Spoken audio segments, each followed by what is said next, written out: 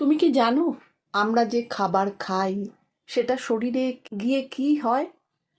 খাবার কিভাবে শক্তিতে বদলে যায় এবং সেটা কিভাবে কাজে লাগে আজ আমরা একদম সহজভাবে শিখব। হ্যালো স্টুডেন্টস, কেমন আছো? উইথ এসএস ম্যাম চ্যানেলে তোমাদের সবাইকে স্বাগত। পশ্চিমবঙ্গ প্রাথমিক শিক্ষা পর্ষদের অনুমোদনপ্রাপ্ত ক্লাস 4-এর বই হলো আমাদের পরিবেশ। আজকের বিষয় হলো শরীর চ্যাপ্টারের পেজ নাম্বার 32 থেকে 34 পর্যন্ত।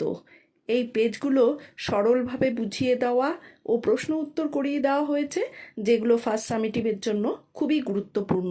চলো তবে শুরু করি।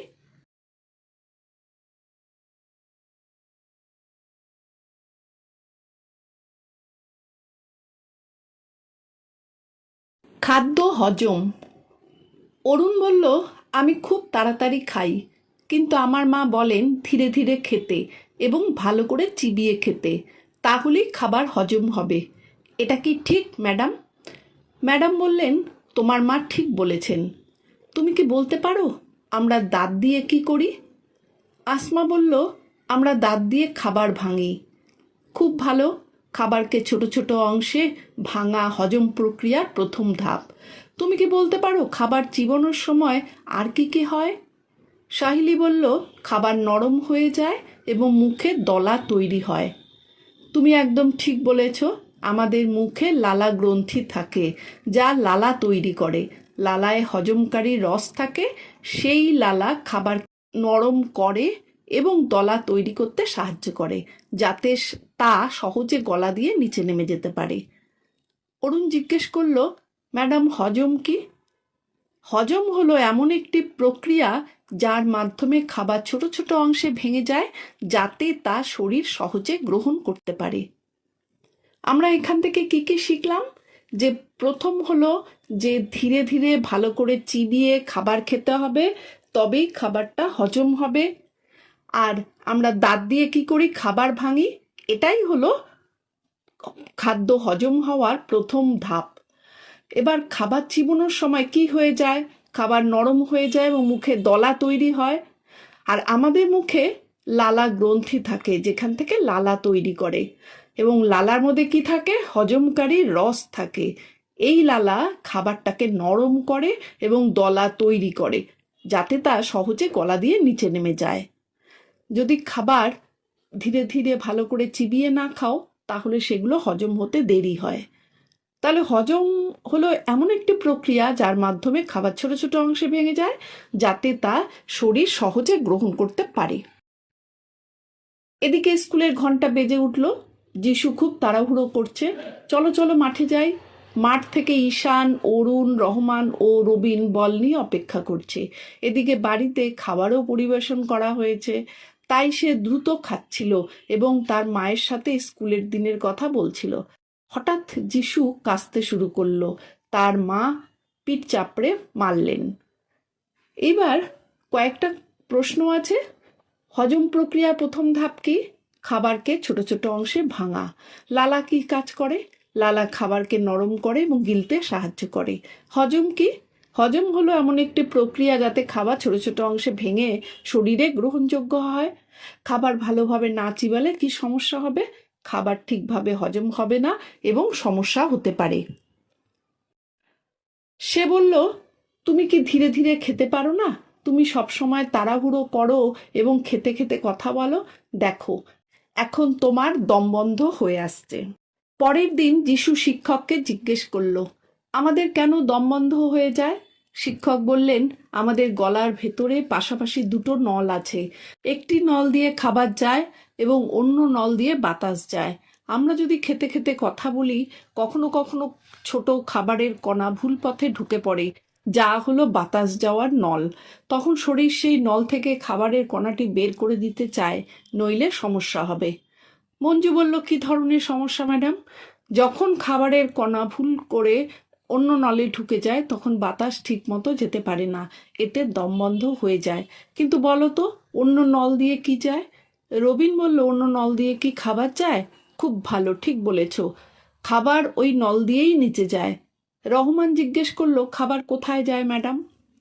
তো এখানে আমরা দেখলাম যদি আমরা তাড়াতাড়ি করে খাবার খাই, না ধীরে ধীরে না খাই, তাহলে দম বন্ধ হয়ে যায়।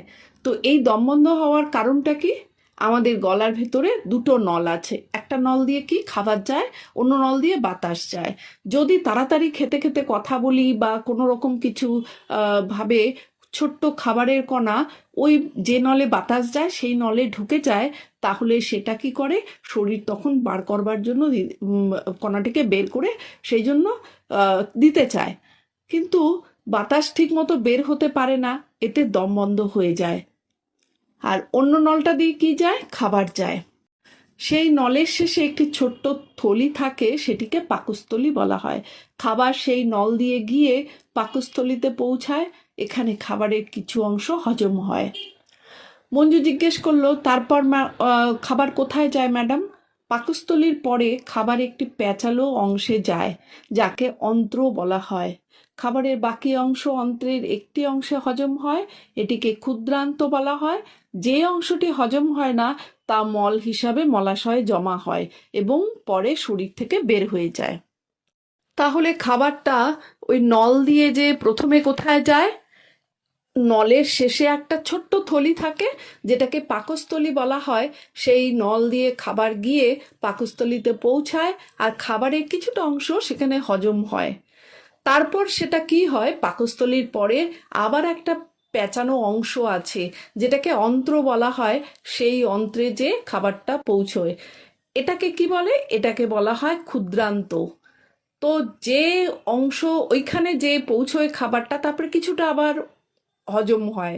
আর যে অংশটি একদমই হজম হবে না, তা মল হিসাবে মলাশয়ে জমা হয়, তারপর সেটা শরীর থেকে বেরিয়ে যায়। এবার সংক্ষেপে কি বলবো, খাবারের দলা একটি নল দিয়ে যে প্রথমে পাকস্থলীতে যাচ্ছে, তারপর সেই দলা হজমের রসের সঙ্গে মিশে ছোট ছোট অংশে ভেঙে যায়। পাকস্থলী থেকে খাবার কোথায় যায়? অন্ত্রে যায়। এখানে বিভিন্ন হজম রস খাবারকে আরও ছোট ছোট অংশে ভেঙে দেয়। আবার যেই কণাগুলো ধীরে ধীরে এত ছোট হয় যে শরীর সহজে গ্রহণ করতে পারে। এবার কিছু প্রশ্ন উত্তর। আমাদের কেন দম বন্ধ হয়ে যায় বা চোকিং হয়?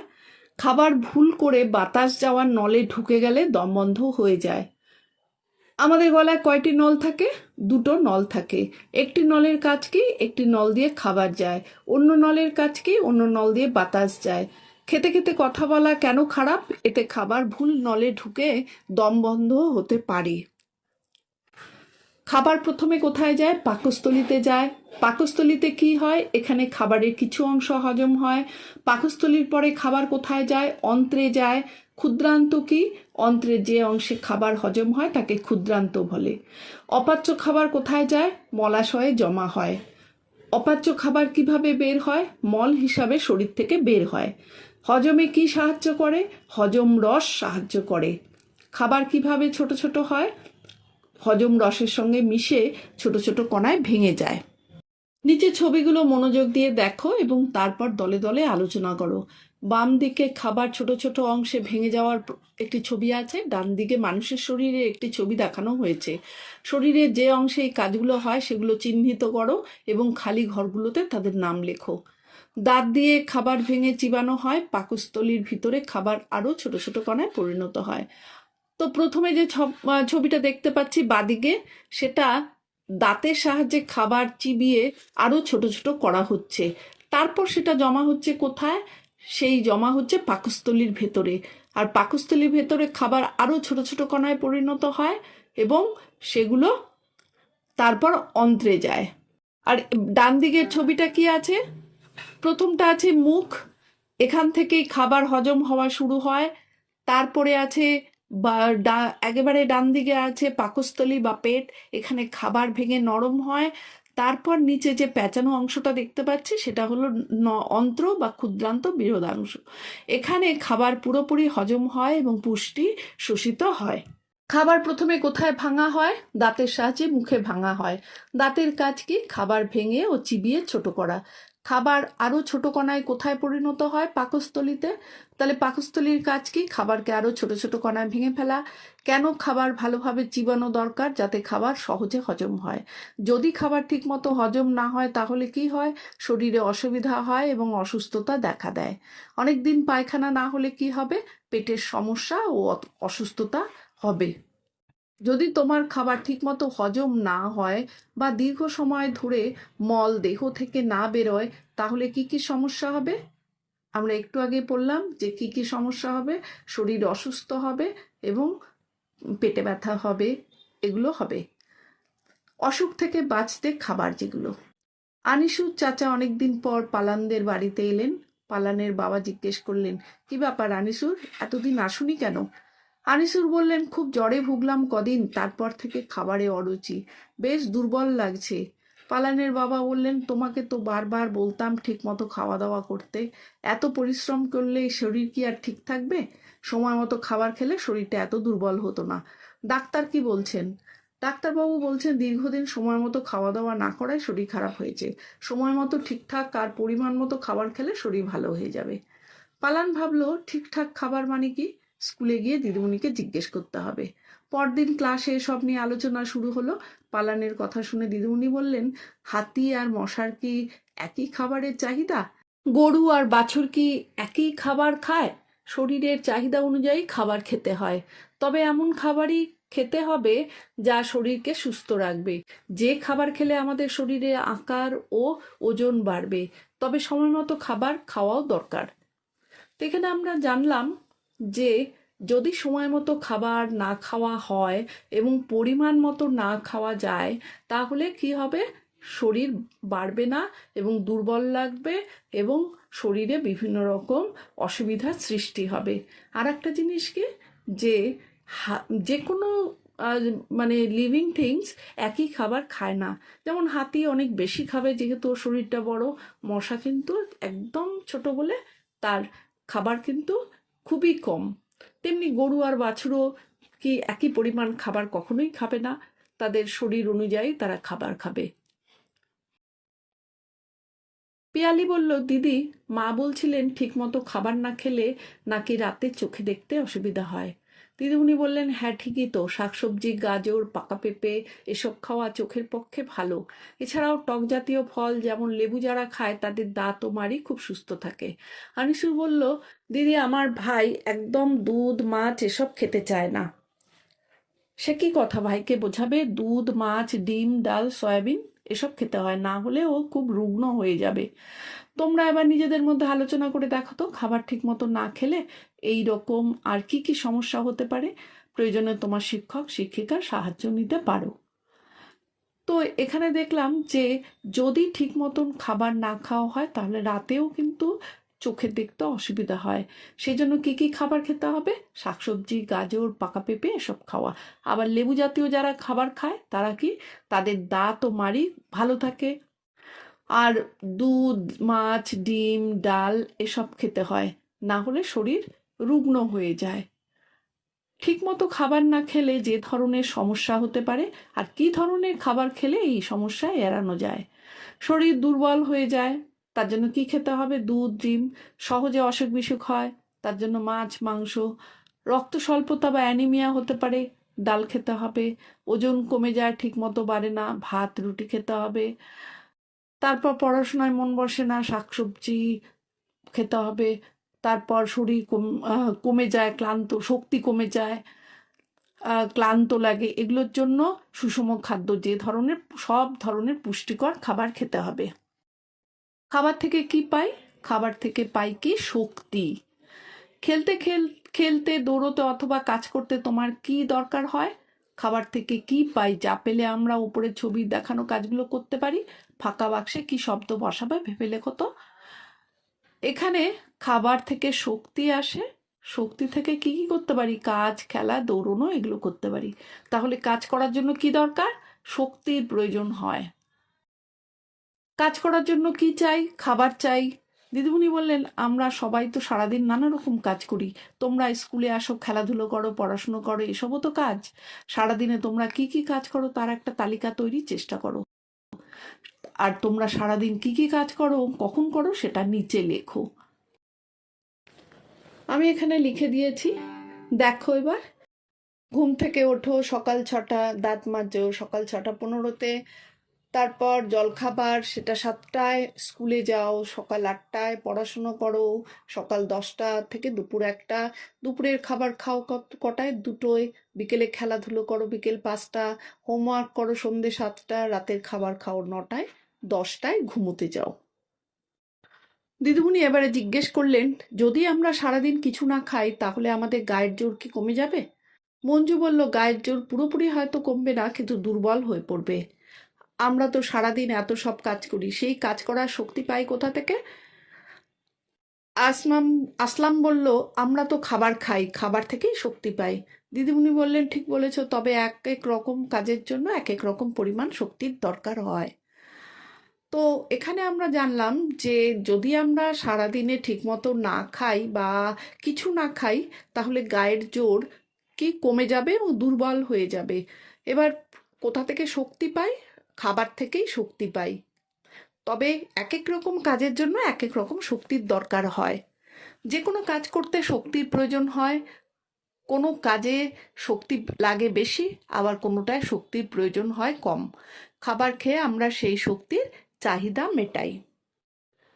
নিচের প্রাণীগুলোর ছবি লক্ষ্য করো, ছবির নিচে লেখো কে কোন কাজের ভঙ্গিতে রয়েছে।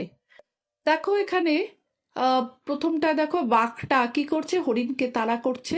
তারপরে আছে হরিণটা দৌড়চ্ছে, প্রজাপতিটি মধু সংগ্রহ করছে, কেঁচোটি মাটি থেকে বের হচ্ছে, ব্যাঙটি লাফাচ্ছে, গন্ডারটি দাঁড়িয়ে আছে, মাছগুলো সাঁতার কাটছে, সাপটি ব্যাঙ ধরেছে, হাতিটি কি করছে? জলপান করছে, আর মৌমাছিটি মধু সংগ্রহ করছে, কচ্ছপটি হাঁটছে, পাখিটা উড়ছে, হাতিটা কলা গাছ খাচ্ছে। এবার কাজ করার জন্য কি প্রয়োজন? কাজ করার জন্য খাবার প্রয়োজন। আমরা খাবার খেয়ে কি পাই? আমরা খাবার খেয়ে শক্তি পাই। শক্তি কেন দরকার? দৌড়নো, খেলা করা, পড়াশোনা ও কাজ করার জন্য শক্তি দরকার। খাবার না খেলে কি হয়? শরীরে শক্তি থাকে না, দুর্বল হয়ে পড়ি। কোন কাজগুলো করতে শক্তি লাগে? দৌড়নো, খেলা, পড়াশোনা, কাজ, সবই কাজে শক্তি লাগে। খাবার, শক্তি, তারপরে ফাঁকা স্থানে কি হবে? খাবার, শক্তি, তারপর কাজ হবে। কেন সবাইকে নিয়মিত খাবার খেতে হয়? শরীরকে সুস্থ রাখা ও কাজ করার জন্য, শক্তি পাওয়ার জন্য। রান্না করা কেন গুরুত্বপূর্ণ? রান্না করা খাবার খেলে শরীর শক্তি পায় ও সুস্থ থাকে। তাহলে এই ছিল আজকে ভিডিওর সমস্ত আলোচনা। আর এখনো যারা উইথ এসএস ম্যাম চ্যানেলটি সাবস্ক্রাইব করোনি, তারা চটপট করো আর বেল বাটনটি অন রাখো। লাইক, শেয়ার, কমেন্ট করতে একদম ভুলবে না। আজ তাহলে এই পর্যন্তই। টাটা, ভালো থেকো।